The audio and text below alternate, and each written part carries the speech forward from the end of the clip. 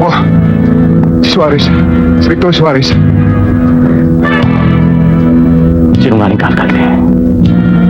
Mga pulis mo pumatay sa mag-amang Lucio at Pedela. Bakit? Sino ba? Anong malasakit mo sa mga kriminal na yun? Elias de la Cruz. Masyado kayong malupit sa mga abting inaabuso nyo sa inyong kapangyarihan. At ginantihan din ninyo ng kahayupan.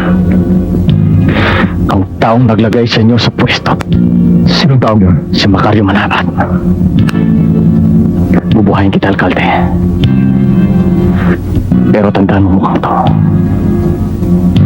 Ito ang uusig sa inyo. Ang mga kamay nito. Ang pipiga sa kamandag ninyo ni Suarez. Para hindi kayo makalimot.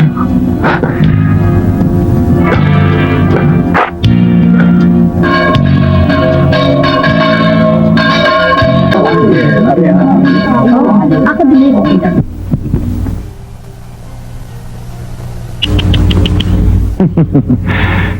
Iniyak ka pala ng Elias na yun na hindi mo siya makakalimutan. Tuwing haharap ka na sa salamin, maalala mo ang kanyang kahayupan. Lintik lang walang ganti, Victor. Paano ka makakaganti sa isang taong malabo sa iyo ang pagkatak? Nasa sa iyo yan. Kung ayaw mo putol, ang pakinabang mo sa aking kapangyarihan, kikilos ka. Mayor, hindi mo na ako dapat takutin pa. Kung ano ang gusto mo, sabihin mo lang sa akin at gagawin ko para sa iyo.